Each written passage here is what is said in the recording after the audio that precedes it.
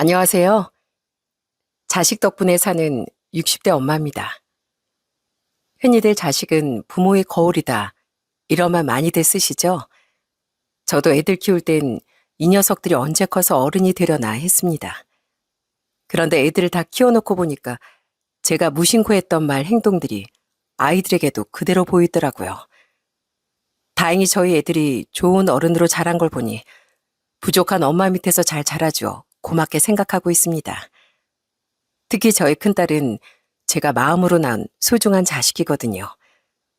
오늘은 고슴도치 엄마 소리를 듣더라도 여러분께 우리 딸 자랑을 하고 싶네요. 부디 재밌게 들어주세요. 저는 삼남매 중 막내딸로 귀여움을 아주 많이 받고 자랐습니다.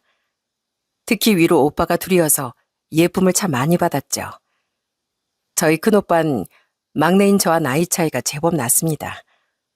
그래서 가끔은 큰오빠가 꼭 아버지 같기도 했어요. 저희 부모님은 연세가 아주 많으시고 건강이 좋지 않으셔서 제 학교 행사엔 큰오빠가 대신 오곤 했죠. 재영아, 저분이 너희 아버지 맞아? 진짜 젊어 보이시는데? 아빠 아니고 우리 큰오빠거든. 오빠, 나 여기 있어. 재영아, 오빠가 꽃다발 사왔어. 졸업식 끝나고 오빠랑 짜장면 먹으러 가야지. 일단 꽃다발 들고 사진부터 찍을까? 큰오빠는 저희 집안의 기둥 같은 존재였습니다. 부모님이 계실 때도 돌아가셨을 때도 전 큰오빠에게 의지를 참 많이 했어요.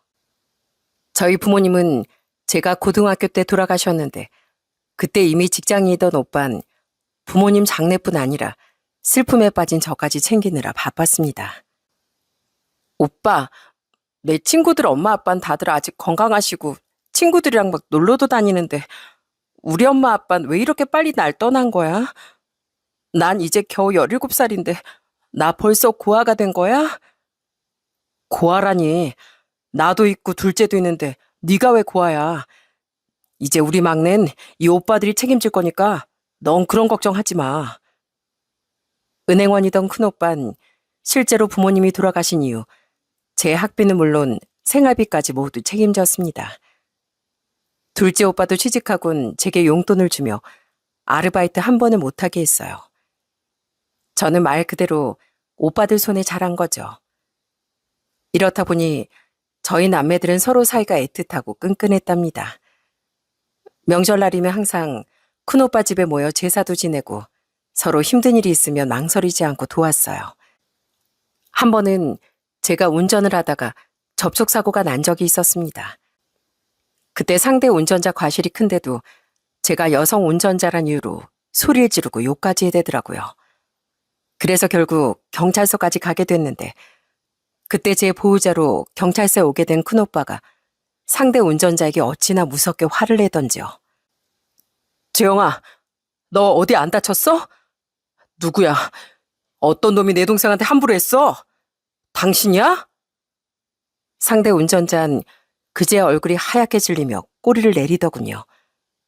결국 경찰이 중재에 나서 상황은 마무리됐지만 저는 그 순간만큼은 마치 천군만마를 얻은 것처럼 든든했습니다. 또 언젠간 제가 집 문제로 곤란을 겪었던 적도 있었어요.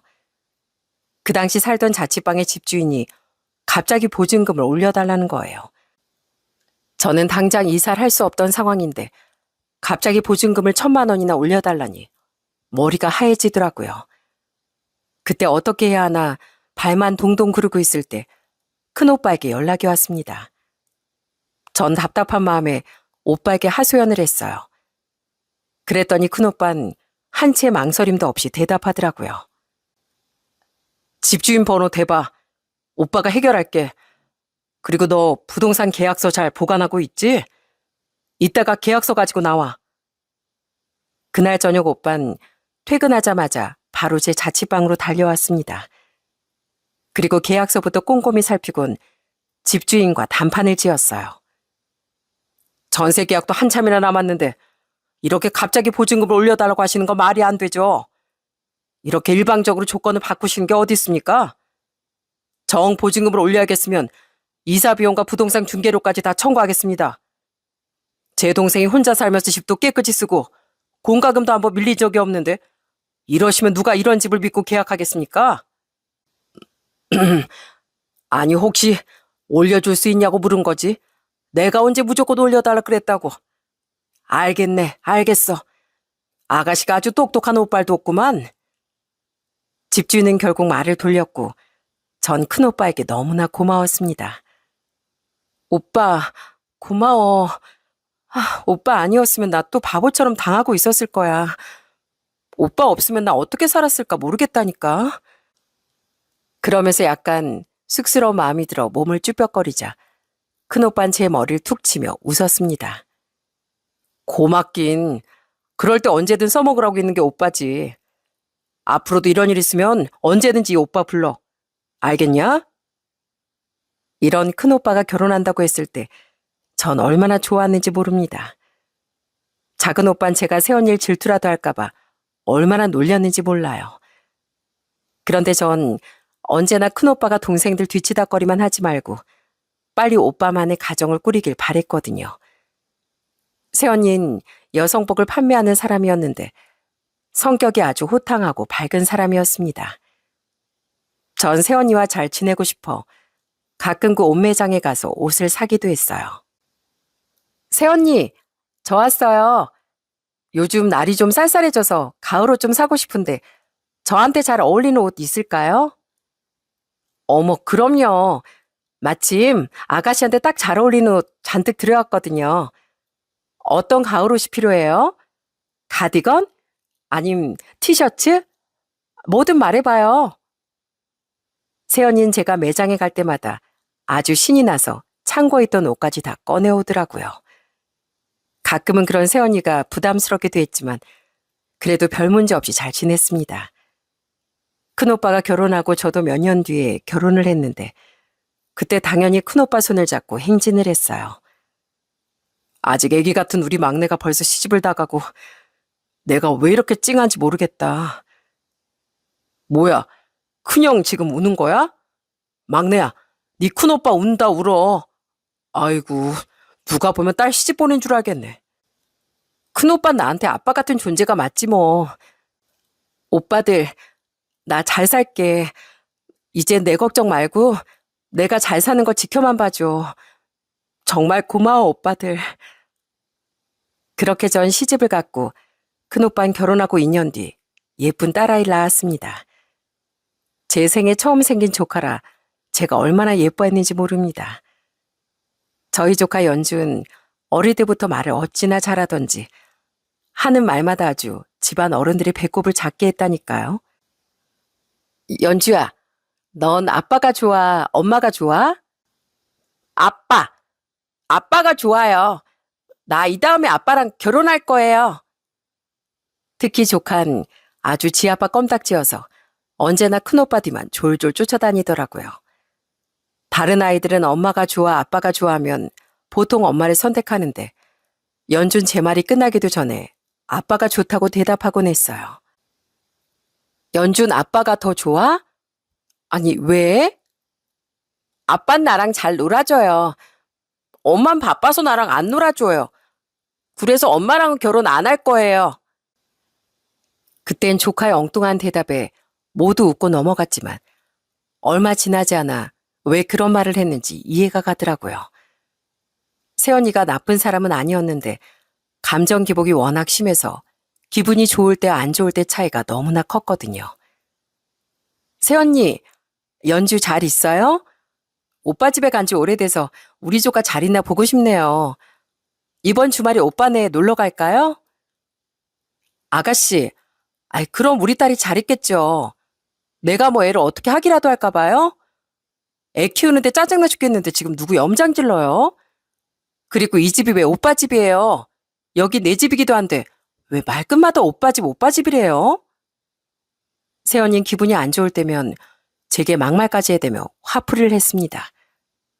그럴 때면 전 죄송하다고 사과하고 피해 있을 수밖에 없었죠. 그러다 며칠이 지나 기분이 풀리면 언제 화를 냈냐는 듯 유쾌한 새언니가 돼 있었고요. 감정 기복이 이렇게 심한 편이라 그런지 새언니는 언제나 충동적으로 행동하는 편이었습니다. 재영아, 큰오빠다. 나 얼마 뒤에 이사 갈 것 같아. 지금 사는 데서 멀진 않아. 나중에 이사 끝나면 집에 놀러 와. 갑자기 이사한다고? 왜? 그 집도 들어간 지 얼마 안 됐잖아. 그러게 말이다. 근데 네 새언니가 이 아파트에 더는 못 살겠다고 난리니 어쩌겠어. 너도 네 새언니 성격 알잖아. 하고 싶은 것 뭐든 해야 하는 거. 착한 큰오빤 새언니가 하고 싶다는 건 웬만하면 다 들어주려고 했습니다. 그땐 저도 참 별난 새언니라고 생각하고 넘어갔죠. 그러다 또 얼마 뒤 큰오빠에게서 전화가 걸려왔어요. 재영아, 오빠야. 갑자기 우리 막내 목소리가 듣고 싶어 전화했어. 요즘 별일 없지? 별일 없지. 근데 오빠 무슨 일 있어? 목소리가 영 안 좋네. 아니야, 좀 피곤해서 그래. 우리 막내 큰오빠가 많이 사랑하는 거 알지? 오빠는 언제나 우리 막내가 자랑스러워. 평소에 참 자상한 오빠였지만 사랑한다는 소리를 한 적은 없었거든요. 그래서 전 괜히 장난을 치며 넘어갔어요. 우리 오빠 요즘 갱년기인가? 나도 우리 오빠들 사랑하지. 오빠, 쉬엄쉬엄 일해. 이제 건강도 챙길 나이가 됐잖아. 오빤 제 말에 잠깐 웃곤 알겠다며 전화를 끊더라고요. 그리고 그게 오빠와 나눈 마지막 통화가 되었습니다. 어느 화창하던 날 전 큰오빠가 쓰러졌다는 전화 한 통을 받게 되었어요. 그때 어찌나 놀랐던지 직장에 말도 못하고 바로 병원으로 뛰어갔네요. 병원에 도착해보니 조카 연주 누워있는 오빠 곁에서 엉엉 울고 있었고 새언니는 담담한 얼굴로 서 있더라고요. 오빠, 새언니, 우리 오빠 왜 이래요? 대체 무슨 일이 있던 거예요? 오빠 제발 눈 좀 떠봐. 낸들 알아요? 나도 매장에 있다가 연락받고 온 거예요. 의사 말로 뇌출혈이라는데 이게 무슨 일인지 모르겠네. 큰오빠는 평생 절 살펴주고 절 위해 헌신했는데 그때 제가 할 수 있는 건 그저 우는 것밖에 없더라고요. 그러다 얼마 뒤 큰오빠는 그대로 세상을 떠나고 말았어요. 그때 저희 오빠가 겨우 40을 갓 넘겼을 때였습니다. 큰오빠에게 아직 제대로 은혜를 갚은 게 하나도 없었는데 이렇게 허망하게 떠나보낼 줄은 꿈에도 몰랐어요. 저도 그렇고 작은 오빠도 큰오빠 장례식 내내 몸을 가누지 못할 정도로 오열했습니다. 형, 미안해. 늘 형한테 신세만 지고 결국 아무것도 해주질 못했네. 못난 동생들을 용서해. 형, 거기서 아무 책임도 지지 말고 형 하나를 위해서만 살아. 미안해. 정말 미안해. 큰오빠, 오빠 없으면 내가 누구를 의지하고 살아? 아직 어린 연주를 두고 어떻게 이렇게 갈 수가 있어? 그때 중학생이던 조칸 말없이 입을 꾹 다물고 눈물만 뚝뚝 흘리고 있었어요. 전 조카가 슬픔이 너무 커서 그런 줄 알고 그저 따뜻하게 안아주었어요. 하지만 알고 보니 조카의 눈물은 분노의 눈물이었더군요. 슬픔 속에 오빠의 장례가 끝나고 발인까지 함께 해준 조문객들을 챙기고 있는데 그때 조카가 갑자기 제 소매를 잡아 끌었습니다. 고모, 저 할 말 있어요. 잠깐 저 얘기 좀 들어주세요. 전 무슨 일인가 싶어 조카를 데리고 한적한 곳으로 갔습니다. 그리고 거기서 정말 충격적인 이야기를 듣게 되었죠. 고모, 우리 아빠가 왜 죽었는지 알아요? 너 지금 그게 무슨 말이야? 네 아빠가 왜 죽었냐니? 그거 뇌출혈 때문이라며? 혹시 뭐 다른 이유가 있는 거야? 사실 아빠를 죽게 한 건 다 우리 엄마 때문이에요. 전부 엄마 때문이라고요. 저는 분노가 서린 조카의 얼굴을 보고 숨이 막힐 것 같았습니다. 조카의 눈엔 원망과 상처가 가득 차 있었거든요. 전 너무 놀라 이게 꿈인가 싶었어요. 그러다 떨리는 목소리로 조심스럽게 물었습니다. 그게 무슨 말이니? 네 엄마 때문이라니? 너 왜 그런 무서운 말을 하는 거야? 그러자 조카는 이를 악물고 눈물을 참으며 대답하더라고요. 사실 엄마가 아빠 몰래 바람을 피웠어요. 그것도 아빠 친구랑요. 아빠가 그걸 알고 얼마나 괴로워하셨는데요. 매일 밤 술만 드시고 밤새 잠도 못 주무셨어요. 그러다 가끔 절 보고 미안하다며 울기도 하셨고요. 아빠 돌아가시기 직전에 엄만 집에도 잘 안 들어왔어요. 그러니까 아빤 엄마가 죽인 거예요. 뭐라고? 너 그게 정말 사실이야? 정말 새언니가 네 엄마가 큰오빠를 두고 그런 짓을 벌였단 말이야? 조카한테 들은 말은 오빠의 죽음만큼 충격적이었어요. 조카의 말에 의하면 새언니는 오빠 친구와 바람이 났고 그걸 알게 된 오빠가 많이 괴로워했다고 해요. 그제야 큰오빠가 왜 갑자기 제게 전화를 사랑한다고 했는지 알 것 같았습니다. 큰오빠는 혼자 너무 외롭고 힘든 마음에 막내 동생인 제게 위로를 받고 싶었던 거죠. 차마 새언니가 바람을 피웠다는 말도 못하고 혼자 속으로 끙끙 앓으면서요. 그때 제가 왜 오빠의 상태를 눈치채지 못했을까 싶어 제 스스로가 너무나 원망스러웠습니다. 동시에 새언니를 향한 분노로 완전히 이성을 잃었죠. 어쩐지 네 엄마가 장례식 내내 눈물 한 방울도 안 흘리고 서 있더니 다 이유가 있었구나. 연주야, 이 문제는 어른들이 해결할게. 넌 힘들겠지만 조금만 기다려줘. 전 그 자리에서 새언니에게 따져 묻고 싶었지만 금방 어딜 갔는지 코빼기도 보이지 않더라고요. 할 수 없이 전 다음날 큰오빠네 집으로 찾아갔어요. 그리고 한참이나 새언니가 오길 기다렸습니다. 새언니는 아주 늦은 밤이 되어서야 술이 떡이 돼서 돌아왔더라고요. 뭐야, 아가씨가 여기 무슨 일이에요? 아직 무슨 볼일 남았어요? 이제 아가씨 오빠도 없는 집인데 안 가고 뭐해요? 내 집에서 내 허락도 없이. 참, 여기가 왜 너희 집인데. 감히 우리 오빠 몰래 바람까지 피우고 진짜 뻔뻔하다. 네가 그런 짓을 저지르고도 두 다리 쭉 펴고 살 줄 알았니? 어떻게 우리 큰오빠 장례 끝난 지 하루밖에 안 지났는데 술까지 퍼먹고 들어와? 또 그 남자고 마셨니? 뭐라고? 이게 건방지게 어디 새언니한테. 너 진짜 혼나볼래? 이제 네 오빠도 없는데 누가 널 지킨다고 까불어? 새언니와 전 순식간에 서로에게 달려들었고 머리채까지 잡으며 몸싸움을 벌였습니다. 네가 감히 우리 오빠를 배신해? 평생 가족밖에 모르던 오빠를 얼마나 사지로 내몰았으면 오빠가 쓰러져. 넌 인간도 아니야. 전 새언니를 완전히 때려 눕혔습니다. 새언니가 간과한 게 있다면 제가 오빠들 사이에 있어 덩치가 작아 보였겠지만 저도 여자치곤 키나 등치가 굉장히 좋은 편이었거든요. 꾸미길 좋아해서 늘 다이어트 중인 새언니는 솔직히 한 주먹거리도 아니었죠. 내가 뭘 그렇게 잘못했는데 내가 그 사람이 그렇게 허무하게 갈 줄 알았겠어? 나도 한순간의 실수였다고, 실수. 가뜩이나 술에 취한 새언니는 몸도 가누지 못하고 바닥에 엎어져 바락바락 소리를 질러대더군요.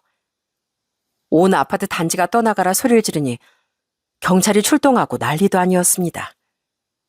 전 새언니를 혼쭐 내준 뒤에 곧장 그 오빠 친구라는 사람을 찾아갔어요. 알고 보니 저도 몇 번 이름을 들어본 적 있는 큰오빠 친구였더라고요. 당신 우리 오빠 장례식장에도 안 왔지? 꼴의 인간이라고 창피한 건 아나 봐. 당신이 그러고도 오빠 친구야? 어떻게 친구 안에 바람을 피워? 난 캥기는 거 없어.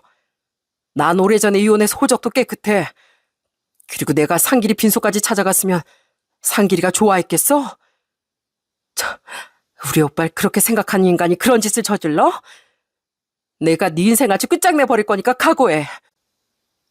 전 정말로 새언니와 그 상간남 인생을 박살내버릴 각오가 돼 있었습니다. 그런데 이 두 인간이 겁을 먹었는지 글쎄 둘이 야반도주를 해버렸지 뭐예요. 아직 중학생인 연주를 집에 혼자 두고 둘이 도망가 버린 겁니다.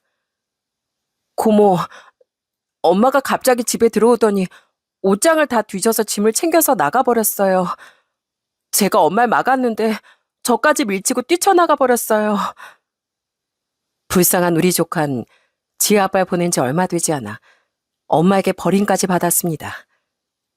그때가 2002년도에 월드컵으로 한창 뜨거웠을 무렵이었는데 전 신나서 온통 날뛰는 사람들 틈을 저 역시 미친 사람들처럼 날뛰며 새언니를 찾아 나섰어요. 하지만 그 상간남과 함께 잠적해버린 새언니는 자취를 꽁꽁 감춰버렸더라고요. 혹시 몰라 새언니 옷가게에도 찾아갔지만 오래전에 가게를 내놓았더군요. 그리고 얼마 뒤 오빠 동창들이 말하길 둘이 도망간 지 한 달도 되지 않아 재혼하고 살림을 차렸다고 했습니다. 아주 둘 다 내 눈에 걸리기만 해보라 그래요. 우리 오빠의 원수는 물론이고 그 인두껍을 쓰고 한 사람 인생을 짓밟은 죄를 톡톡히 치르게 해줄 테니까. 전 아주 오랫동안 분노에 떨었습니다. 하지만 언제까지 화만 내고 있을 수는 없었어요. 제겐 사랑하는 오빠의 분신, 우리 조카 연주가 있었으니까요. 전 조카를 집에 혼자 둘 수 없어 당장 저희 집으로 데려왔습니다. 저희 집에 처음 오던 날 연준 저와 남편 앞에 무릎을 꿇고 울었어요. 그리고 눈물을 뚝뚝 흘리며 부탁했습니다. 고모부, 저 10년만 키워주세요. 아니면 제가 4년 뒤에 성인이 되니까 그때까지만이라도 저 좀 키워주세요. 제가 어른이 되면 그 은혜는 반드시 갚을게요. 전 그런 조카의 손을 꼭 잡았습니다. 아, 연주야, 왜 그런 말을 하니? 네가 무슨 은혜를 갚아. 우리 오빠가 네가 이렇게 우는 거 보면 하늘에서 얼마나 슬퍼하고 있겠어. 넌 아무 걱정 말고 앞으로 이 고모랑 살자. 넌 내 조카이고 핏줄이야. 그러면서 전 조카를 있는 힘껏 안아주었어요. 아직 16살 어린아이가 겪기엔 너무 잔인한 현실이었죠. 물론 제가 연주를 받아들이는 데는 저희 식구들의 동의가 필요했습니다. 연주를 데려오기 전 제일 먼저 남편에게 물었어요. 그러자 남편은 너무나 당연하다는 듯이 대답하더라고요. 연준 당연히 우리가 키워야지. 둘째 형님네 너무 멀기도 하고 아이를 맡을 여유가 없으시잖아. 그리고 당신 조카면 내 조카이기도 하고 나도 언제나 딸 하나 있었으면 했는데 오히려 잘 됐어. 우리가 얼른 연주 데려오자고. 전 흔쾌히 연주를 받아준 남편에게 너무나 고마웠습니다. 그리고 그 당시 제 아들이 12살이었는데 남편처럼 아들도 기쁘게 환영해 주었어요. 연주 누나 좋아. 누나랑 놀면 재밌어. 누나 지금 집에 혼자 있지? 빨리 우리 집에 오라고 하자. 그렇게 연주와 저흰 한 지붕 한 가족이 되었답니다. 연준 저희 아이 공부도 도와주고 친누나처럼 잘 챙겨주었어요. 제 아들이 외동이라 늘 심심해했는데 남매가 생기니 참 좋아 보이더라고요. 그리고 연주에게 고마웠던 건 이뿐만이 아니었어요. 어머, 누가 청소를 이렇게 깨끗이 해놨어. 아주 파리가 앉아도 미끄러지겠는걸? 세상에나. 연주야, 너 밥까지 해둔 거야? 별거 아니에요, 고모. 그래도 제가 얹혀 사는데 밥값은 해야죠. 제가 앞으로 청소기 돌리고 설거지 할게요. 하지만 한편으론 늘 영특하고 밝던 아이가 큰오빠가 세상을 떠난 이후 잔뜩 주눅이 든 것 같아 마음이 찢어질 것 같았습니다. 그래서 또 눈치를 보고 서 있는 조카에게 제가 아주 엄하게 말했죠. 연주야, 얹혀 산다니. 그렇게 말하면 이 고모 마음이 찢어져. 네가 여기 사는 건 당연한 거야. 도준이가 여기 산다고 고모한테 미안해하는 거 본 적 없지? 고모한텐 고모 아들인 도준이나 조카인 연주 너나 똑같아. 그러니까 다신 그런 말 하지 마. 앞으로 설거지도 하지 말고. 알겠어? 연주는 알겠다며 고개를 끄덕이더라고요. 하지만 며칠 뒤 학교 끝날 시간이 훌쩍 지났는데 연주가 집에 들어오지 않는 겁니다. 전 걱정되는 마음에 퇴근한 남편과 통내를 이잡듯이 뒤졌어요. 그러다 아주 늦은 밤 집으로 털레털레 걸어오는 조카를 보게 됐죠. 저는 당장 달려가 조카에게 크게 화를 냈습니다. 너 대체 이 시간까지 말도 안 하고 어디 있던 거야? 고모하고 고모부가 얼마나 걱정한 줄 알아? 아, 죄송해요. 걱정하실까봐 말씀 못 드렸는데, 저 사실 얼마 전부터 식당에서 단기 알바하고 있어요. 저 이제 곧 대학도 갈 텐데 등록금이라도 벌어둬야 할 것 같아서. 뭐라고? 그럼 너 등록금 모으겠다고 아르바이트를 한 거야? 김현주, 너 진짜 고모 속상하게 할 거야? 고모가 너 학교 안 보내줄까봐 그래? 너 왜 이렇게 내 마음을 몰라주니?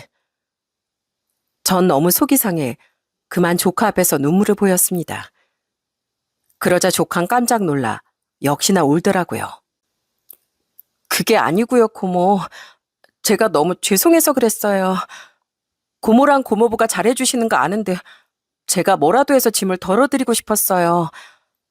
저 두 분 마음 잘 알아요. 속상하게 해드려서 죄송해요. 그래, 연주야. 고모가 너 무슨 큰일이라도 났을까봐 이때까지 동네를 다 뛰어다녔어. 네가 무슨 걱정하는지 알겠다만 널 진심으로 걱정한 우리 마음도 알아다오. 오늘은 너무 늦었으니까 얼른 집에 들어가자. 저녁은 먹었어? 제 남편은 혹시나 연주가 불편해할까봐 돈 얘긴 일절 꺼내지도 않고 저희 아들과 연주를 아주 똑같이 대했습니다. 혼내야 할 땐 혼내고 그렇다고 조카라고 불쌍한 마음에 돈을 막 퍼붓지도 않았고요. 연준 저희 부부에게 제 아들과 똑같은 자식이었죠. 그러다 연주는 아주 기특하게도 공부를 아주 열심히 해서 서울 명문대에 들어갔답니다.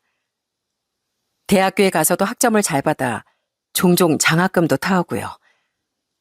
비록 두 아이 등록금을 대느라 남편이 고생하긴 했어도 저흰 두 아이를 열심히 키웠습니다. 연주야, 너 취직할 때까지 생활비 필요하지? 이 돈 받아. 너 아르바이트 하는 건 아는데 20대면 가끔 놀기도 해야지. 맨날 공부하고 알바만 하느라 좋은 시절 다 보내면 안 돼. 고모가 항상 말했지? 용돈 주면 그냥 감사합니다 하고 받는 거라고. 감사해요, 고모, 고모부. 저 두 분 덕분에 친구들이랑 놀기도 잘 놀아요. 맨날 공부만 하는 범생이 아니니까 걱정 마세요. 그렇게 연주도 대학을 무사히 졸업하고 제 아들도 대학에 갔을 무렵이었을까요? 전 어느 순간부터 손발이 퉁퉁 붓고 허리 양쪽에 통증을 느끼기 시작했습니다. 처음엔 피곤해서 그런가 했는데 날이 갈수록 통증이 심해져 자다가도 깰 정도였어요. 남편에게 이 사실을 말하니 당장 병원에 가보자더군요. 당신 지금 증상들 우습게 볼 거 아니야. 나랑 당장 병원 가. 병이라는 게 참을수록 더 나빠지기만 하지 좋을 거 하나 없어. 전 그저 동네 내과나 가는 줄 알았는데 남편은 제 손을 끌고 제법 큰 병원으로 향하더라고요. 그리고 거기서 전 깜짝 놀랄 만한 진단을 받았습니다. 의사 선생님이 그러시는데 제 신장이 아주 안 좋은 상태였다네요. 다행히 당장 투석이나 이식이 필요한 단계는 아니었지만 지금처럼 방치하면 그리 오래 버티기 힘들 거라고요. 신장 기능이 정상의 절반 이하로 떨어져 있네요. 지금부터는 음식 관리하시고 약물 치료까지 병행하셔야 합니다. 그리고 꾸준한 검진도 필수고요. 투석이나 이식까지 가지 않게 아주 조심하셔야 합니다. 투석이란 말을 들으니 저도 그제야 겁이 났습니다. 남편은 당장 집에 소금부터 다 갖다 버려야겠다며 난리였고 아들도 걱정이 많았죠. 저희 조카 역시 제 걱정을 엄청 하더라고요. 고모 혈압도 높으시잖아요. 앞으로 진짜 신경 많이 쓰셔야 돼요. 제가 아까 오다가 신장병에 좋다는 요리법 책들 잔뜩 사왔거든요. 아니다.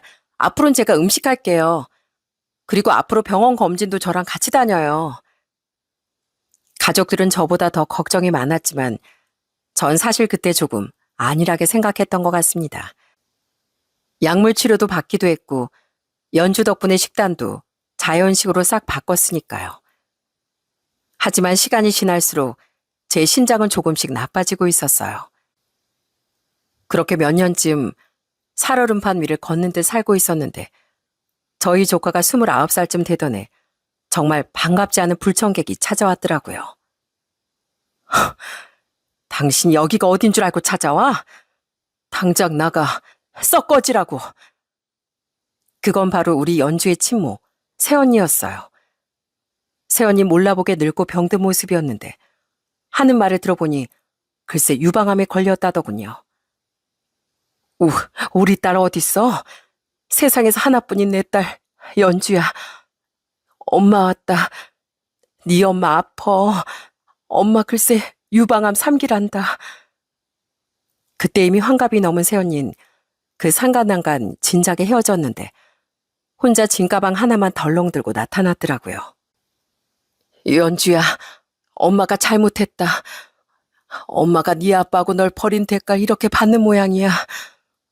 엄마 많이 반성했어. 엄마가 미안해. 그래도 연주 네가 엄마의 유일한 자식인데 네가 날 돌봐야지. 전 혹시나 연주가 지 엄마를 보고 마음이 흔들릴까 봐 걱정이었어요. 하지만 연주는 저보다 더 매몰차게 새언니를 끊어내더라고요. 누가 엄마예요? 당신이 왜 내 엄마야? 엄마라는 사람이 어떻게 아빠 돌아가시고 한 번을 안 찾아와요? 솔직하게 말해봐요. 아프기 전에 내 생각한 적 없죠? 오늘 말은 못 들은 걸로 할 테니까 다신 찾아오지 마요. 저한테 친엄마는 이미 오래전 죽었고 나한테 엄마는 오직 우리 고모 김재영 씨뿐이라고요. 연주야, 너 왜 그렇게 무섭게 말해? 오랜만에 본 엄마가 반갑지도 않아? 엄마 아프다니까. 자식도 간병을 안 하는데 누가 날 돌봐줘. 네 아빠한테는 엄마가 이 다음에 하늘 날아가서 무릎 꿇고 빌게. 그러니까 네 엄마 좀 용서해주라. 새언니는 울고불고하며 뒤늦은 후회를 했습니다. 하지만 연주나에 새언니를 밖으로 내쫓아버렸어요. 새언니는 한동안 현관문을 두드리다가 쓸쓸히 발걸음을 돌렸습니다. 연주야, 괜찮아. 저 사람이 어떻게 여기까지 찾아왔는지 모르겠네. 저 괜찮아요, 고모. 살면서 언젠가 한 번은 만날 줄 알았는데 이렇게 만나서 오히려 잘 됐어요. 지금 마음이 아주 홀가분한걸요? 제가 이렇게까지 말했으니까 다시는 안 찾아오겠죠? 아까도 말씀드렸지만 저한테 부모님은 고모하고 고모부 두 분뿐이에요. 그 뒤로 정말 새언니 소식은 들리지 않았습니다. 전 그래도 한때 가족이었던 정으로 다만 어디 가서도 잘 지내고 있길 바랄 뿐이었어요. 그렇게 또 2년쯤 흘렀을 때인가요? 어느새 30대가 된 연주가 어느 날 결혼할 사람이 생겼다며 근사한 청년을 소개해 주더라고요. 고모, 고모부, 저 남자친구 소개할게요. 이 사람 지금은 은행에서 일하고 있고 아주 착하고 성실한 사람이에요. 저희 결혼하고 싶어요. 조카 사윗감은 키도 크고 잘생긴 청년이더라고요. 그리고 무엇보다 놀란 건 직업이 은행권이었다는 거예요. 이게 우연의 일치인지 뭔지 모르겠지만 돌아가신 큰오빠 직업이 똑같아서 깜짝 놀랐답니다. 전 조카에게 아주 장난스럽게 물었죠. 너 어렸을 때 네 아빠랑 그렇게 결혼하겠다고 하더니 설마 그래서 은행을 만난 거야? 한번 아빠 껌딱진 변함이 없구나. 제가 이렇게 묻자 조카도 활짝 웃으며 대답했습니다. 저도 이 사람 만나고 나서야 직업을 알았는데 아빠처럼 은행원이라 해서 깜짝 놀랐다니까요. 제가 아빠를 얼마나 자랑스러워했는지 아시죠? 늘 아빠 같은 은행원이 멋있다고 생각했는데 그래서 이 사람한테 한눈에 빠졌나 봐요. 전 아직까지도 큰오빠를 잊지 않고 자랑스럽게 생각해주는 조카가 정말 고마웠습니다. 저희 조카 사이는 꼭 저희 큰오빠처럼 듬직하고 자상했어요. 저희에게도 정말 살갑게 잘하고요. 안녕하세요. 저 연주 남자친구 이재훈이라고 합니다. 그동안 고모님, 고모부님 말씀 많이 전해들었어요. 두 분께서 연주에게 너무나 따뜻하게 대해주셨다고요. 주제넘은 말씀일 수 있지만 우리 연주 이렇게까지 잘 키워주셔서 정말 감사드립니다. 제가 앞으로 장인 장모님으로 잘 모시겠습니다. 아이고, 우리 사이가 말도 참 예쁘게 하네. 우리야말로 연주랑 예쁘게 만나줘서 고맙네. 자네 보니까 우리 귀한 딸 연줄 시집 보내도 될 것 같아. 그러게 저흰 15년간 곱게 기른 연줄 결혼시키게 되었답니다. 연주의 결혼식 날 남편은 당연히 연주의 손을 잡고 행진했고 전 혼주석에 앉았어요. 예쁘게 잘 자란 연줄 보니까 왜 그렇게 눈물이 나던지요.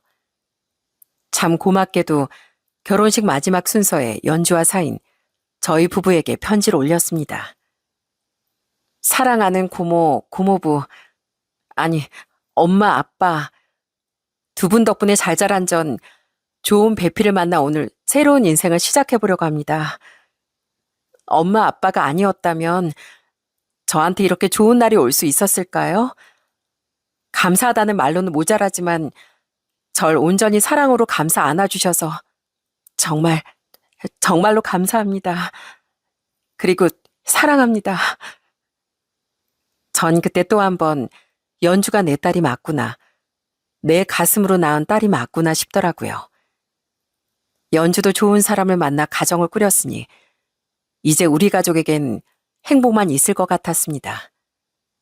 하지만 제가 행복에 눈이 멀어 간과하고 있던 것이 딱 하나 있었어요. 그건 바로 제 신장이었죠. 그동안 계속 관리를 한다고 했는데 점점 나빠져가는 신장병을 막을 수 없었어요. 전 어느 날 갑자기 극심한 근육 경련으로 병원으로 실려가게 되었답니다. 그때 제가 느낀 고통은 상상도 못할 정도로 극심했어요. 그렇게 급히 병원 신세를 지게 된 전 결국 신장 이식이 필요하다는 진단을 받았네요. 엄마, 괜찮아요? 아까 진짜 엄마 큰일 나는 줄 알고 얼마나 놀랐다고요. 엄마, 신장 이식이 필요하면 제가 해드릴게요. 적합성 검사도 받아야 하고 이것저것 봐야 한다는데 저 젊고 건강하잖아요. 그러니까 이식해드릴 수 있을 거예요. 제가 입원했다는 소식을 듣고 아들은 가장 먼저 병원으로 달려왔더라고요. 그리고 망설임 없이 이식을 해주겠다고도 했습니다. 남편도 만약 아들이 부적합 판정을 받으면 자기 신장을 가져가라고 난리였습니다. 아이고, 우리 식구들 덕분에 나 30년은 더 건강하게 살겠네. 그래도 간단한 수술이 아니니까 일단 마음만 받을게. 마음만 받긴요. 제 신장을 받으라니까요, 엄마. 하지만 불행인지 다행인지 아들은 이식 적합성 검사에서 부적합 판정을 받았답니다. 여러 검사를 해봤는데 저와 아들의 조직이 서로 이식을 하기에 부적합이었던 거죠. 당연히 이식이 될 줄 알았던 아들은 크게 실망하며 제게 미안해하더라고요. 아들, 엄마는 오히려 다행이라고 생각하는걸. 우리 아들 아직 장가도 못 갔는데 그런 큰 수술 받게 할까봐 엄마가 얼마나 긴장했다고. 엄마 괜찮아. 다른 방법이 있을 거야. 이후에 남편 역시 적합성 검사를 받았지만 남편은 당뇨가 있어 역시나 부적합 판정을 받았습니다. 남편도 아들도 몹시 망연자실해하더라고요. 저 역시 마음의 준비를 하고 있었고요. 그런데 그때 누군가 저에게 구원의 손길을 내밀었답니다. 그건 바로 저희 조카 연주였습니다. 고모, 제가 검사 받을게요. 전 어디 아픈 데도 없고 고모랑 혈액형도 일치하잖아요. 그러니까 아직 희망이 있어요. 아휴, 안 된다, 연주야. 너 결혼한 지 1년밖에 안 됐는데 어떻게 신혼인 너한테 그런 큰 수술을 받게 하겠어. 난 차라리 다른 기증자를 기다려보마. 전 선뜻 절 위해 한쪽 신장을 주겠다는 연주를 보고 눈물이 나더라고요. 하지만 이제 신혼인 아이에게 그런 부담을 줄 수는 없었어요. 연주와 조카 사이인 오히려 절 설득하더라고요. 고모, 요즘은 기술이 좋아져서 이식 수술하고도 아주 건강하게 잘 지낸대요. 전 고모만 건강해진다면 이식 수술 아니라 뭐든지 할 수 있어요. 그러니까 괜히 시간 끌지 말고 얼른 검사 받을게요. 연주야, 내가 미안해서 어떻게 널 보겠니 그럼. 그리고 우리 사이한테도 너무 미안한 일이야 그건. 아닙니다 고모님. 전 언제나 연주의 선택을 응원해요. 물론 걱정이 안 되는 건 아니지만 연주가 고모님을 위해 결심한 일이면 전 힘을 실어주고 싶어요. 저도 제가 할 수 있는 최선을 다할게요. 그러니까 고모님 끝까지 힘내셔야 돼요. 조카 사인 그러며 제 손을 든든하게 잡아주더라고요. 결국 전 아이들 손을 꼭 잡고 그저 미안하고 고맙다며 눈물을 흘렸어요. 그 이후 연준 이식 적합성 검사를 받았고 이식이 가능하다는 판정을 받았습니다. 저희는 시간을 지체하지 않고 곧바로 수술 날짜를 잡았어요. 그리고 마침내 수술 날이 되었답니다. 고모, 솔직히 나 되게 무서운데 고모랑 이렇게 나란히 있으니까 좀 안심이 되는 거 있죠? 연주야, 미안하다. 고모가 너한테 이런 수술까지 받게 해서 정말 미안하구나. 에이, 고모, 그런 소리 하지 않기로 했잖아요. 이제 내 신장이 고모한테 가는 거니까 우리 진짜 엄마하고 딸처럼 서로 한 몸을 나눈 사이가 되는 거네요. 이렇게라도 고모한테 은혜를 갚을 수 있어 전 너무 좋아요. 하늘에 계신 아빠도 저한테 잘했다고 칭찬해 주실걸요? 우리 수술 잘 받고 다시 건강하게 만나요. 연주의 말처럼 정말 하늘에서 큰오빠가 우리를 지켜줬는지 둘 다 무사하게 이식 수술을 마칠 수 있었답니다. 지금은 수술을 받고 3년 정도가 지났어요. 그동안 저희가 어떻게 지내왔는지 아시나요? 장모님, 저 출근합니다. 이따 저녁에 장모님 좋아하시는 고깃집에서 만나기로 한 거 아니지셨죠? 장인어른께 미리 말씀드렸고 처남도 거기로 바로 올 거예요. 그래, 안 잊었지. 연주가 집으로 데리러 오겠다고 했어. 오늘도 좋은 하루 보내고 이따 저녁 때 만나자고 사위. 지금 저희 모두 한 지붕 아래서 함께 살고 있답니다. 저희 아들은 직장 때문에 다른 곳에 살고 있지만 저희 연주하고 조카 사이가 저희와 한 식구가 되었죠. 어떻게 이렇게 다 같이 살게 됐냐면요. 고모, 아무래도 제 마음이 안 놓여서 안 되겠어요. 고모부도 연세가 있으신데 혼자 고모 간호하기 힘드시잖아요. 도준이도 직장 때문에 멀리 살고요. 그러지 말고 저희랑 같이 살아요. 남편도 너무 좋다면서 자기가 더 신났다니까요. 놀랍게도 연주가 먼저 합가를 제안한 거 있죠? 제 걱정이 돼서 안 되겠다며 조카 사이까지 합세 같이 살자고 얼마나 졸랐는지 모릅니다. 어릴 적 저희가 연주를 키워줬으니 이젠 자기들이 고모인 절 모시고 싶다면서요. 우리 조카 사이는 이제 저희 부부를 아예 장인 장모님이라고 부른답니다. 그 옛날 16살이던 연주가 10년만 키워달라고 울던 때가 엊그제 같은데 그런 딸이 벌써 30대 중반이 됐네요. 저도 환갑이 지났고요. 큰오빠, 하늘에서 잘 계시오? 오빠가 내게 연주 같은 예쁜 딸을 남겨주고 가서 내가 이날 이때까지 효도 받으면서 사네. 그러게 오빠도 오래오래 살다 연주 시집 가는 것도 보고 가지. 많이 보고 싶네 우리 큰오빠. 지금 곁에 있었으면 흰머리가 성성한 할아버지가 됐을 텐데 할아버지가 된 오빠 얼굴이 무척 궁금하오. 조금 있으면 우리 다시 만날 날도 오겠지? 그때까지 연주 내가 끝까지 책임지고 보살필게. 그러니까 오빠도 하늘에서 잘 계세요. 전 가끔 너무 행복한 날이면 하늘에 있을 큰오빠에게 말을 건답니다. 오빤 그래 내 동생 하며 빙그레 웃고 있겠죠? 큰오빠가 받아야 할 효도를 제가 다 받아서 미안하긴 하지만 이 다음에 저도 하늘나라에 가면 연주가 얼마나 착하고 예쁘게 자랐는지 꼭 얘기해 주려고요. 장인어른, 내일 등산 가셔야 하는데 약주 너무 많이 드시면 안 됩니다. 저번에도 힘들다고 중간에 포기하셨잖아요. 알았네, 알았어. 딱 한 잔만 할게, 한 잔만. 요즘 저희 남편은 조카 사이와 아주 쿵짝이 잘 맞아 날마다 등산도 다니고 낚시도 다니고 있습니다. 저희 아들은 누나인 연주 어릴 때부터 그렇게 잘 놀더니 등산이나 낚시보다 커피 마시고 쇼핑 다니는 걸 더 좋아해요. 누나, 이번 주말에 엄마 모시고 아울렛 갔다 올까? 가서 구경도 좀 하고 맛있는 것도 먹고 오자. 매형하고 아빤 등산하라고 하고. 아휴, 난 도대체 왜 그런 힘든 산 오르나 모르겠어. 아휴, 우리 식구들이 아주 두 편으로 갈라졌구만. 이번엔 서로 짝지어서 놀러 가고 다음 달엔 온 가족이 여행이나 다녀오는 거 어떠니? 우린 한 팀인데 편 나눠 놀면 안 되지. 수술하고 건강이 많이 좋아진 전 다음 달 다 같이 가족 여행을 앞두고 있답니다. 사실 저희 아들도 결혼할 아가씨가 있다는데 아들도 결혼하기 전 식구들끼리 여행을 하면 좋겠더라고요.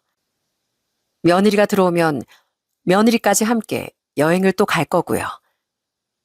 고모, 이러다 예비 올케가 등산 좋아한다고 하면 어쩌죠? 그땐 도준이 저 녀석도 등산팀으로 갈 텐데 이러다 우리 쇼핑팀이 불리해지겠어요. 누나, 그런 건 걱정하지 마. 만약에 내 여자친구가 등산 가고 싶다면 엄마랑 누나까지 다 끌고 등산 갔다가 내려오면서 쇼핑 가면 되지. 뭐? 이 녀석이 벌써 팔불출 이야기구만. 그래, 뭐든 다 좋다. 다음 가족들 모이면 꼭 우리 예비 며느리도 함께 하자꾸나.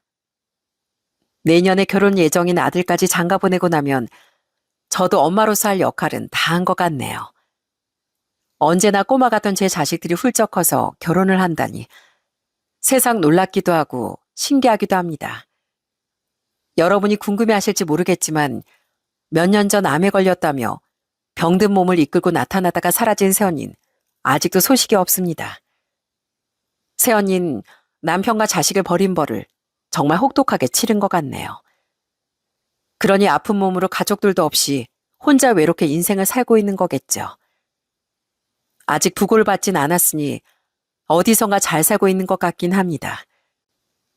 가족을 버린 대가는 부모든 자식이든 누구든 결국엔 반드시 치르게 되어 있다는 걸 다시 한번 느끼네요. 요즘은 그저 제 남편, 우리 조카 연주, 우리 조카 사이와 아들, 그리고 예비 며느리까지 그저 건강하고 행복했으면 좋겠습니다. 다른 건 바라는 거 하나도 없네요. 저는 오늘 이 사연을 쓰며 무엇보다 제게 새 생명을 준 우리 연주에게 이렇게 말하고 싶습니다. 연주야, 정말 고맙다. 네 덕분에 나는 다시 숨쉬고 다시 살아갈 힘을 얻었어. 네 따뜻한 마음과 사랑은 내 인생의 가장 큰 선물이란다. 앞으로 너와 사위, 그리고 앞으로 태어날 아이의 삶도 행복과 사랑으로 가득하길 기도할게. 건강하게 지내길 바란다. 정말 사랑한다. 전 이제야 비로소 마음의 짐을 조금 내려놓을 수 있게 되었네요. 세월의 무게가 아무리 무거워도 서로 사랑하고 감사하고 마음을 전할 수 있는 가족들이 곁에 있어줘서 제 삶이 충분히 아름답다는 걸 알게 되었거든요. 제게 얼마의 시간이 남았는지 모르겠지만 남은 날들 하루하루를 소중히 여기며 살아보겠습니다. 그럼 이 삶이 끝나는 날 저희 큰오빠 부모님이 절 마중 나와주겠죠? 그날을 고대하며 오늘 이 순간의 감사와 사랑을 꼭 간직하겠습니다. 사연 들어주신 여러분들 모두에게 감사드립니다.